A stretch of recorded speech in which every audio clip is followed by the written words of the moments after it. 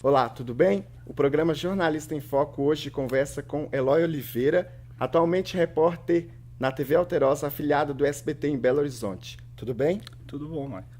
Ele atuou também no Grupo Bandeirantes de Comunicação durante 8 anos, inclusive atuou também como repórter de rede. Trabalhou também como âncora na rádio Band News FM.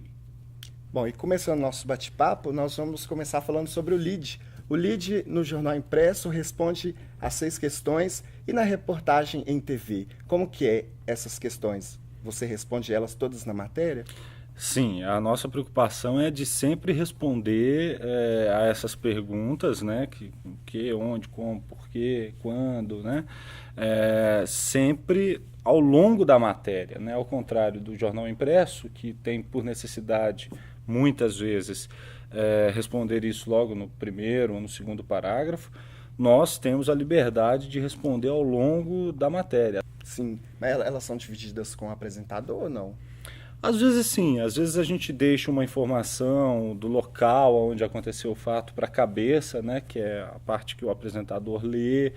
Outras vezes a gente coloca quem é a pessoa que está em destaque, a situação, como aconteceu. Eloy, você, durante o tempo que você trabalhou no Grupo Bandeirantes, né, foram 8 anos, não é isso? Isso. Você também atuou, fez várias matérias para a rede. Como que é feita essa produção da matéria de rede? Qual que é a diferença, por exemplo, de uma matéria de rede, da produção, do processo de construção dela, para simplesmente uma matéria mais local, mais regional? Olha, a maior preocupação é atender que aquele assunto local interesse o maior número de pessoas e interesse ao Brasil inteiro. Quando você está fazendo uma matéria para a rede, você está falando para todo o Brasil, né? A gente fala em rede nacional, então você tem que trabalhar aquele tema, o assunto da sua matéria, fazer uma abordagem que atenda ao interesse de todo mundo que está assistindo, seja lá no Rio Grande do Sul, seja lá no Rio Grande do Norte. Então, esse cuidado a gente avalia trazendo, por exemplo, dados que tenham um embasamento local, mas que também contribuam para o embasamento nacional. Então, se eu estou falando sobre o número de acidentes em rodovias, não adianta só eu colocar os dados de Minas Gerais, que em Minas Gerais nós tivemos X acidentes.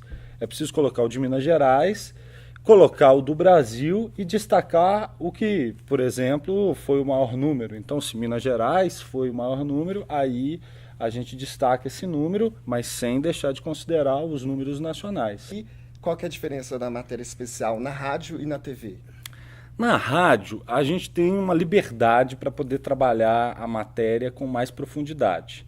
Você pode trazer fontes diferentes para falar sobre um mesmo assunto, então você pode trabalhar pode trabalhar assuntos com até 7, 8 fontes, que é diferente de TV. Você não tem essa possibilidade de trabalhar com tantas pessoas num curto período. Sim, e continuando nesse assunto de matéria especial, você acompanhou por bastante tempo o caso Elisa Samúdio. Você também teve entrevista exclusiva também com o Marcos Aparecido dos Santos, o Bola. Como que foi a produção dessa reportagem? Pois é, eu pude acompanhar o caso, isso é raro até para muitos jornalistas, a gente acompanhar desde o primeiro dia até hoje a gente acompanha e monitora esse caso.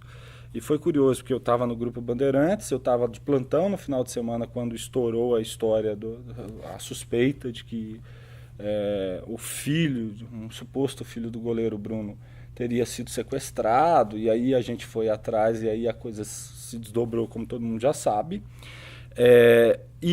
Mas aqui já na TV Alterosa eu tive a oportunidade de fazer essa entrevista exclusiva com o Bola, que é o Marcos Aparecido, já na TV Alterosa. E esse trabalho de produção foi um trabalho em que ao longo desse período do caso Bruno, a gente, claro, conserva muitas fontes. E eu, por ocasião de um fato novo que havia surgido, de que o corpo de Elisa Samúdio estaria enterrado numa localidade próxima à casa do Marcos Aparecido, nós estávamos atrás dos advogados dele, conversando com os advogados dele, e foi o momento que eu tinha uma fonte muito próxima ao Bola e que eu sugeri a essa pessoa, que era próxima do Marcos Aparecido, de que era o momento, talvez, do Marcos Aparecido falar a versão dele, já que nesses 4 anos ele jamais tinha falado abertamente sobre o caso. Nunca tinha dado uma entrevista, nunca tinha feito uma declaração que fosse mais enfática sobre a participação dele ou não no crime.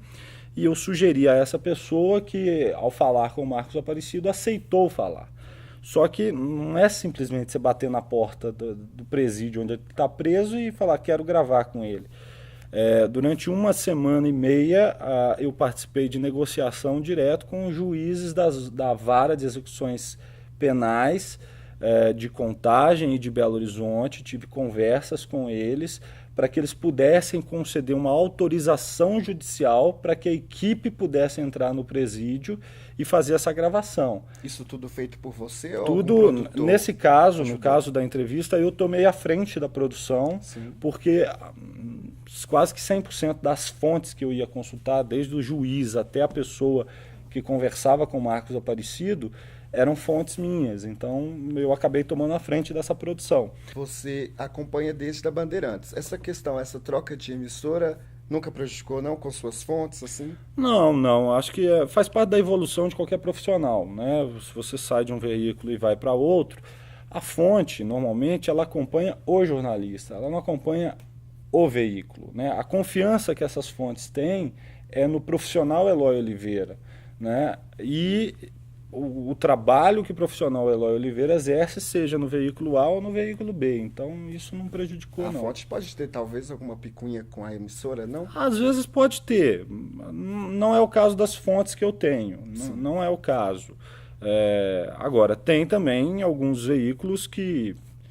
Tem algumas fontes que acabam por preferir falar com um determinado veículo. Bacana. Durante esse processo aí de produção de grandes reportagens, principalmente reportagens especiais aqui para Alterosa, ou mesmo quando você trabalhava no grupo Bandeirantes de Comunicação, durante o processo de alguma produção dessas matérias de rede, você sentiu medo de algum tipo de represária?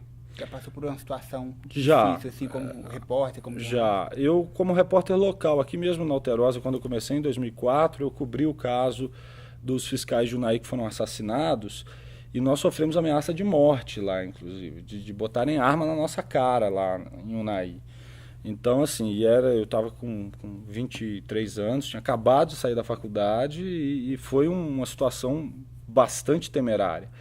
Obrigado, Eloy Oliveira, Obrigado. pela sua participação. Sucesso na carreira. Obrigado, sucesso para todos nós sempre. Muito obrigado, Eloy. Obrigado. E a você, obrigado pela sua audiência. Outras informações e bastidores a gente acompanha.